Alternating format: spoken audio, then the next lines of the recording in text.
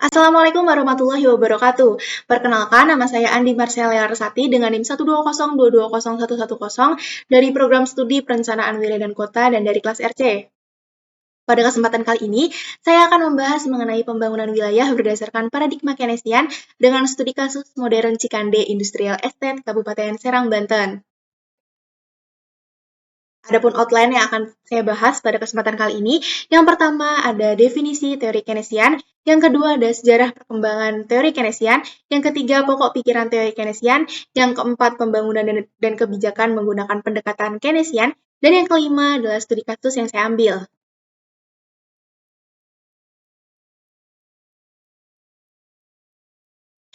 Jadi teori Keynesian sendiri dikemukakan oleh John Maynard Keynes yang lahir di Cambridge, Inggris pada tanggal 5 Juni 1883. Beliau adalah salah satu ekonom paling berpengaruh pada abad ke-20. Teori Keynesian menjelaskan mengapa kesenjangan pertumbuhan wilayah tetap terjadi dan bahkan direproduksi dari waktu ke waktu dalam perekonomian yang bertumpu pada mekanisme pasar bebas. Model Keynesian berfokus pada peran permintaan daripada penawaran dalam menjelaskan pertumbuhan suatu wilayah. Pasar bebas dilihat sebagai sesuatu yang berpotensi meningkatkan kesenjangan daripada mengurangi kesenjangan ekonomi dan sosial antar wilayah. Karena kekuatan pasar bebas jika dibiarkan berjalan secara spasial, pertumbuhan ekonominya menjadi tetap tidak seimbang. Pada perekonomian pasar bebas terjadi aglomerasi industri yang mengarah pada konsentrasi kumulatif modal, tenaga kerja, dan output di wilayah tertentu dengan mengorbankan wilayah yang lainnya.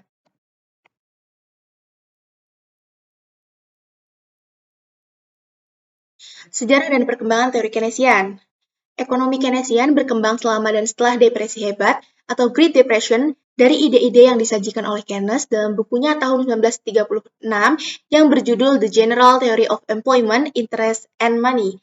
Ekonomi Keynesian telah banyak digunakan sebagai model ekonomi standar di negara-negara maju selama dan sesudah Great Depression, Perang Dunia II, dan ekspansi ekonomi pasca perang. Meskipun kemudian kehilangan beberapa pengaruh serta guncangan minyak bumi dan terjadi stagflasi tahun 1970-an.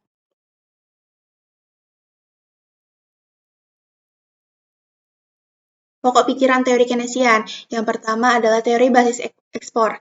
Teori basis ekspor menekankan pada sisi permintaan. Artinya, perbedaan pertumbuhan wilayah ditentukan oleh perbedaan wilayah dalam pertumbuhan ekspor barang dan jasa yang dijual di luar wilayah ataupun di luar negeri. Teori basis ekspor menekankan pentingnya spesialisasi dan dampak permintaan dari wilayah lain untuk pertumbuhan produksi wilayah. Adapun besarnya permintaan ditentukan oleh yang pertama, ada harga barang yang diekspor di dalam wilayah itu, dan yang kedua, tingkat pendapatan wilayah lain.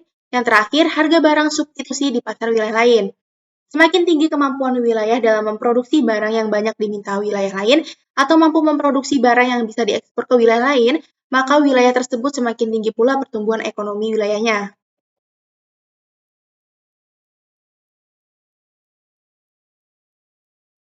Yang kedua, ada teori sirkular dan kausal kumulatif. Ada dua teori sirkular dan kausal kumulatif terkait penjelasan kesenjangan wilayah. Pertama, teori Myrdal yang mengambil cara pandang dari Keynesian dan institusionalisme, atau dengan kata lain, Myrdal menjelaskan kesenjangan wilayah dengan memasukkan faktor-faktor ekonomi dan non-ekonomi. Kedua, teori Kaldor yang menjelaskan hanya dari sisi faktor-faktor ekonomi saja. Yang ketiga ada teori sirkular dan kausal kumulatif Myrdal, di mana wilayah yang semakin miskin. Proses pertumbuhan wilayah cenderung terjadi secara melingkar dan kumulatif terkumpul pada suatu wilayah, yang pada akhirnya menghasilkan pertumbuhan wilayah yang tidak seimbang. Kemiskinan dan keterbelakangan secara historis dikaitkan dengan 6 faktor utama dengan cara yang kompleks. 6 faktor utama tersebut antara lain lemahnya percaya dan berjejaring, yang kedua ada diskriminasi, yang ketiga adalah kebiasaan dan norma-norma yang buruk, yang keempat ada kesehatan badan dan kejiwaan yang buruk, yang kelima ada pendapatan yang rendah, dan yang terakhir adalah pendidikan dan keterampilan yang rendah.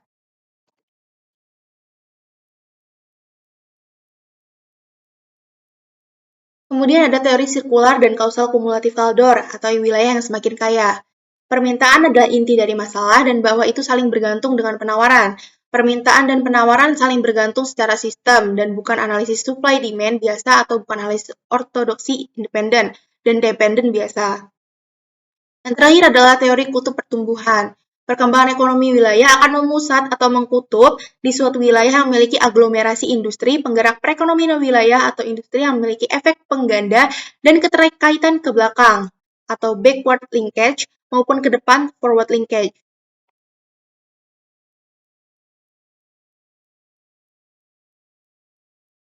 Adapun penyebab kesenjangan wilayah, yang pertama deregulasi dan liberalisasi pasar, yang kedua kelemahan struktural, yang ketiga investasi yang rendah, yang keempat ada perpindahan modal yang terus-menerus dari wilayah miskin ke wilayah yang maju, yang kelima adalah ketidakcukupan partisipasi pemerintah dalam pembangunan wilayah.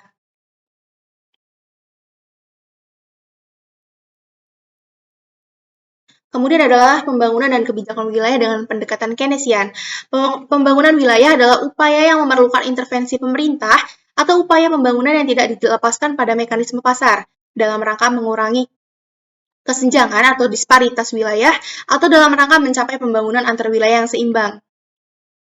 Kemudian pendekatan untuk memperbaiki wilayah yang tertinggal, ada kebijakan proaktif di tingkat wilayah, dan yang kedua adalah investasi publik pada infrastruktur.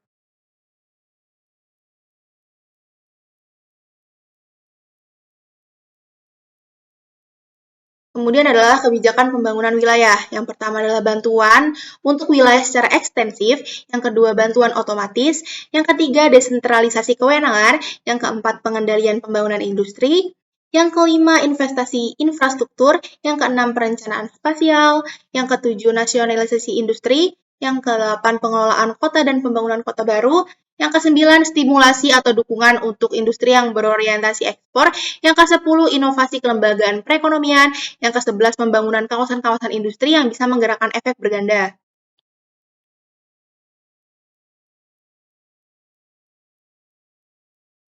Yang terakhir adalah studi kasus. Di sini saya mengambil studi kasus di kawasan industri modern Cikande atau yang disingkat MCIE. Berlokasi di Cikande, Serang, Banten, sekitar 68 km dari Jakarta, 75 km dari Pelabuhan Tanjung Priok, dan 50 km dari Bandara Internasional Soekarno-Hatta. Kawasan industri ini memiliki luas 3.175 hektar dan dapat diakses melalui tol Jakarta Merak melalui pintu tol Ciujung.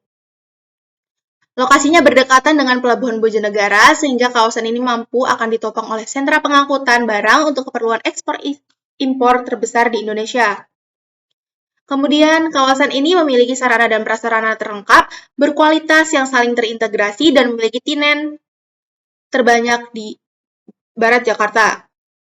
Kemudian, selain menyediakan infrastruktur yang tertata dengan baik, kawasan modern Cikande juga menyediakan pelayanan terpadu satu pintu untuk membantu para investor dalam proses pendirian bisnisnya di Indonesia.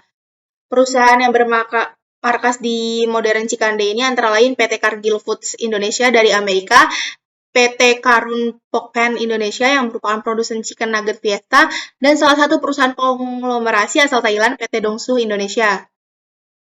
Dan kawasan industri modern Cikande ini siap untuk diarahkan menjadi sebuah kota baru di Banten.